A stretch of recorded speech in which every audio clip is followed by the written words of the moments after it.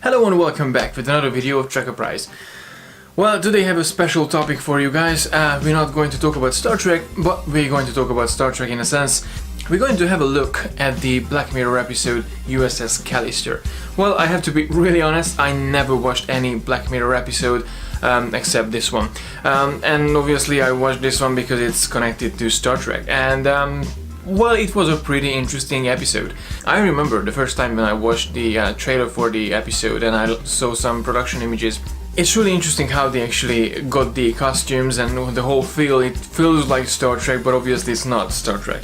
So the episode itself was really interesting. I really enjoyed watching it, and it actually gave me this really twisted sense of you're seeing a Black Mirror episode, but you're seeing something Star Trek related, and it's not the Star Trek that you think it is. It's mainly a psycho thriller placed in the Star Trek the Callister universe, the Space Fleet universe. In the episode I've got the feeling like, okay, we're actually dealing with two different personalities. We have Robert as the starship captain, and we have Robert the CEO, the co-CEO for the company who actually does the coding and stuff. The game itself, Infinity, is really interesting. It reminded me of the Bridge Crew that they released quite a few months ago, and I happened to try it when I was in Canada. It was fantastic as an experience. The whole game is about to go into a virtual reality and you being the captain, but it's more like a virtual reality that we can play these days. It's like a real time, you see yourself as the captain and you're interacting with people. The twisted part, when he actually turned out to be a freak who was collecting DNAs and cloning people digitally inside the game. And the tricky part is he recreated those original people from outside and he put them inside this computer program, and they were all aware of themselves as they coming from outside and they wanted to escape. But obviously the rest of the crew, apart from Nanita, they all gave up already and they just tried to serve Captain Dylan and basically just play along because they didn't have any other choice. Because the guy, being the programmer of this modified universe, Infinity universe, he was able to do anything with them, you know, get their faces out, turn them into monsters, or, you know, whatever. And the guy itself turned out to be a real creep plus a real psychopath, because really, who does take someone's kid, make a digital clone out of it, and throwing it out from the airlock? It's just unhuman. And the guy looked more or less a sweet nerd in real life. When the main character Robert was showing the Space Fleet merchandising and memorabilia for the girl, I forgot the name, Nanita.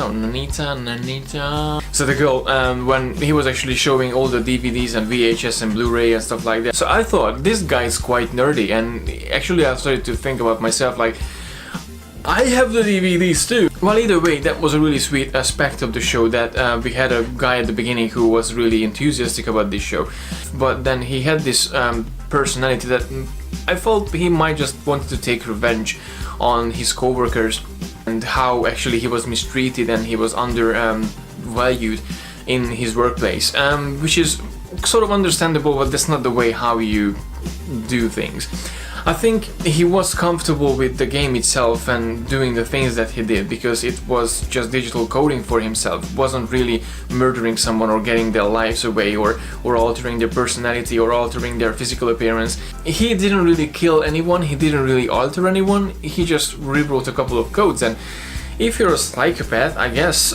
So as a story, it was really far-fetched and was quite crazy watching through the episode and how the crew actually formed a plan to actually leave this modified universe and go back to Infinity, where they will be free and they can just go anywhere with the USS Callister and they can be part of the game, but they will be free. And freedom is a really basic essential for every human being. So as I said, I really enjoyed the episode and it was really cool to see something, a psychological thriller, let's say, within the Space Fleet universe, which we all know it got the inspiration from Star Trek. It was a really good inspiration, it's a really good recreation of the whole universe. We got to see Captain Kirk, we got to see Dr. McCoy, Uhura, and even a weird alien girl who actually, she said, was quite racist, being blue. The whole thing about Space Fleet and the whole theme of Space Fleet was actually quite appealing for for a Star Trek fan like me. I really enjoyed the idea of, you know, that small ship with the crew. They go in, you know, adventures, and they actually fighting against, you know, the evil, who happened to be a guy also from The Office, but he was more of a Khan Noonien Singh sort of figurine in this episode. And the space creature turned out to be an office person as well from the marketing department. The costumes were so amazing. They kept the original 3 colors to have a reminder of Star Trek. They even had the badge as well, which was interesting, and it was all just reminded you about Star Trek. They had the teleport, although the teleport effect was really interesting as well, to build up the building blocks, the pixel blocks of a human being. Being in a game, I guess this is how it works. I really loved the ship itself as well. It was just something beautiful, and I remember watching the episode at the very beginning when we got this beautiful shot of the USS Callister, and I thought, okay, wow, now we are talking. This is a really good concept. This is a really good looking ship and a really good looking show. So I'm really quite fond of the idea. If Netflix or anyone from Netflix watching this video, please do a Space Fleet spin-off series. The idea is brilliant. Star Trek fans would love to watch it, obviously with a more sophisticated story, not just, you know, having a psycho thriller within a space fleet universe. I'm just so thrilled actually still, because I had so much fun watching the episode. Obviously I was quite intrigued how they're going to get the guy at the end, and if the crew get escape from this reality and they get actually out from this modified infinite universe.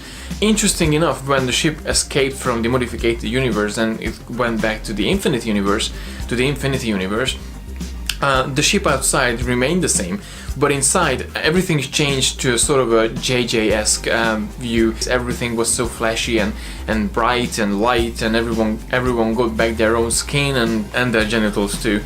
So it was really interesting to actually to see this transformation from classic to new. So I think summarizing the whole episode, it was good.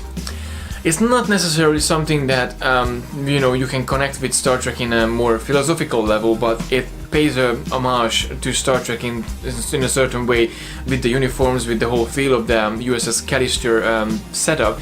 But obviously the story itself was really dark and really far-fetched for a Star Trek show. But it has really good potentials for becoming a spin-off series, Starfleet, Space Fleet series. I would love to watch that. It would be actually super awesome to have something like that alongside Star Trek Discovery or the Orville. Please let me know in the comment section below what did you think about the episode, and what do you think it's really worthy to have a spin-off series for Space Fleet, or we just should forget about the whole thing because it was terrible.